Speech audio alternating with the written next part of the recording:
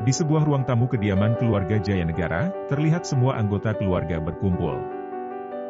Garvey melihat Alvarendra dari ujung kaki sampai ujung kepala, lalu tersenyum sinis kepadanya. "Bagaimana, kamu sudah melihat putraku Rendra kan? Sekarang cepatlah pergi," ucap Nyonya Hena. Garvey yang tidak memperdulikan Nyonya Hena masih terus menatap Alvarendra. Terlihat sekali kebencian yang terpancar dari mata Garvey. "Bagaimana kondisimu sekarang keponakanku yang gila?" tanya Garvey kepada Alvarendra. "Apa maksudmu memanggil Rendra seperti itu?" ucap Nyonya Hena marah. Garvey menoleh ke Nyonya Hena, "Sepertinya aku tidak bicara denganmu Hena." Alvarendra dengan wajah datarnya hanya diam memandang lurus ke depan. Sedangkan Kalista, Robert, dan Rico terlihat menahan amarahnya. Tapi tidak dengan Caiden. Dia sangat senang mendengarnya. "Cepat katakan apa tujuanmu datang ke sini.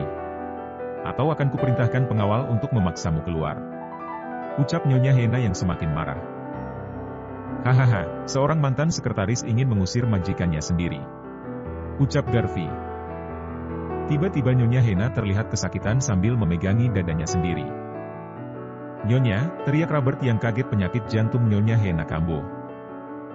Semua orang panik kecuali Garvey ikut panik melihat Nyonya Hena kesakitan. "Siapapun bawa obat Nyonya besar ke bawah sekarang juga," ucap Rico melalui walkie-talkie-nya.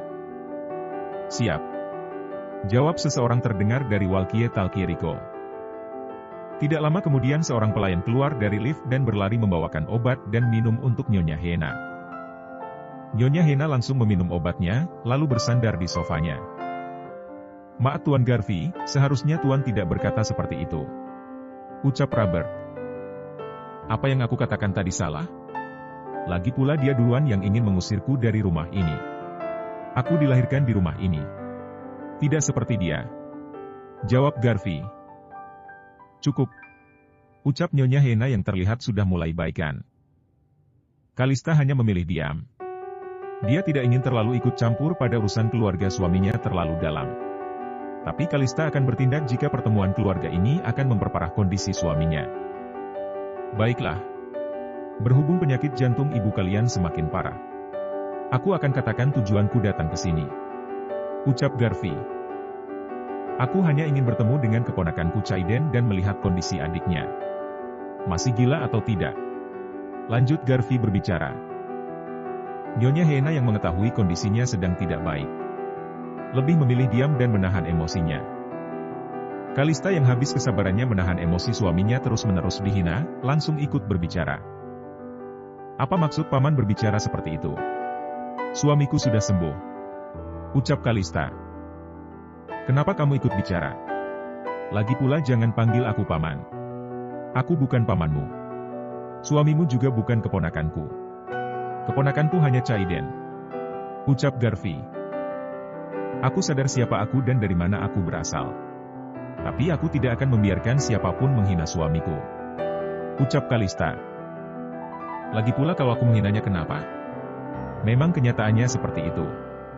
Lagi pula kamu itu hanya wanita yang ingin memiliki kekayaan keluargaku kan?" ucap Garvey. Mendengar itu mata Kalista mulai berlinang air mata. Sedangkan Alvarendra hanya diam. "Aku tidak seperti itu.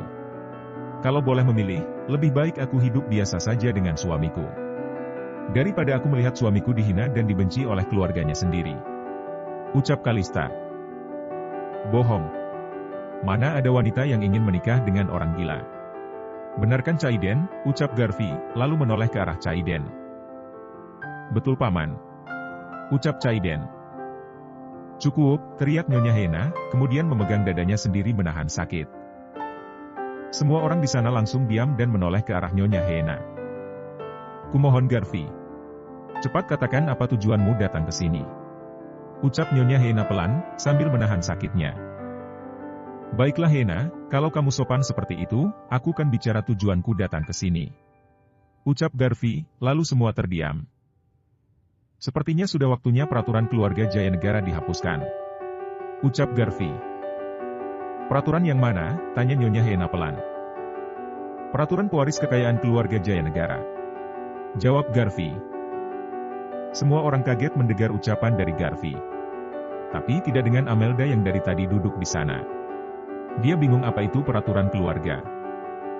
Kenapa begitu? Tanya Nyonya Hena. Karena dia tidak pantas menjadi pewaris keluarga Jaya Negara. Dia masih gila. Ucap Garfi. Amelda kaget mendengar ucapan dari paman kekasihnya itu. Jadi selama ini Caiden tidak kaya. Tapi yang kaya itu adalah adiknya.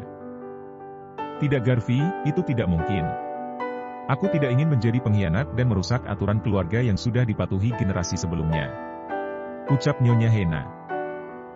Justru jika tidak begitu, nama besar dan kekayaan keluarga Jaya Negara hanya akan menjadi sejarah. Ucap Garfi. Menjadi sejarah, apa maksudmu? Tanya Nyonya Hena yang belum mengerti. Lihatlah sendiri kondisi anakmu ini. Sampai sekarang dia masih gila. Dia tidak pantas menjadi pewaris dan meneruskan bisnis keluarga Jaya Negara. Mengurus dirinya sendiri saja tidak bisa, ucap Garfi. Masih ada aku Garfi. Saat ini aku yang menjaga seluruh bisnis dan kekayaan keluarga Jaya Negara sampai Rendra sembuh. Ucap Nyonya Hena. Mau sampai kapan Hena? Mau sampai kamu mati? Kamu sudah bertambah tua. Ditambah lagi kondisimu juga semakin buruk. Kalau kamu mati sebelum anak itu sembuh bagaimana? Siapa yang akan mengurus bisnis keluarga Jaya Negara? Sedangkan semuanya harus dengan persetujuan anakmu itu. Ucap Garfi. Nyonya Hena terdiam dan bingung harus menjawab apa. Apakah yang dikatakan Garfi itu benar, batin Nyonya Hena? Lalu harus diwariskan ke siapa? Kamu? Ucap Nyonya Hena. Tidak, bukan aku. Tapi keponakanku Caiden. Dia sehat, normal, dan juga pintar.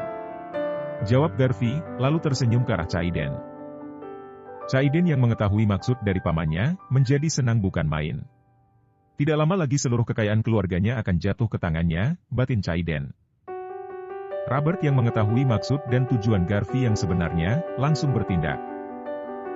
Maaf Tuan. Seharusnya Tuan berbicara seperti itu ketika Tuan Alvarendra belum menikah. Tapi saat ini Tuan Alvarendra sudah menikah. Jadi yang berhak mengelola bisnis keluarga Jaya Negara adalah istri Tuan Alvarendra, yaitu Nyonya Kalista. Ucap Robert. Ya aku mengerti Robert. Tapi aku sangat yakin istrinya juga tidak akan bisa mengelola kekayaan keluarga Jaya Negara. Dulu aku tidak menentang ini karena aku tahu Hena cukup mengerti soal bisnis keluarga Jaya Negara. Karena Hena adalah sekretaris adikku. Tapi berbeda dengan wanita ini. Ucap Garfi, lalu menunjuk Kalista. Suaminya gila, sedangkan istrinya orang bodoh. Jika dikelola oleh mereka, tidak lama lagi keluarga Jaya Negara akan hancur. Akan ada jutaan karyawan yang menganggur. Lebih baik Caiden yang menjadi pewarisnya. Ucap Garfi. Itu benar. Aku sudah menyelesaikan kuliahku di luar negeri. Aku juga berhasil menyelesaikan banyak proyek besar keluarga kita. Ucap Caiden yang merasa di atas angin dibela oleh pamannya. Terlihat senyum dari bibir Amelda yang mengetahui tidak lama lagi kekasihnya akan menjadi pewaris kekayaan keluarga Jaya Negara. Sedangkan Nyonya Hena hanya terduduk lemas sambil menahan sakit jantungnya. Tapi Tuan, saat ini Tuan Alvarendra sudah hampir sembuh. Saya yakin itu Tuan.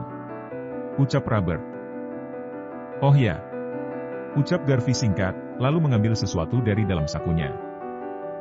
Garfi mengeluarkan sebuah korek Zippo dari dalam sakunya, lalu menyalakan apinya.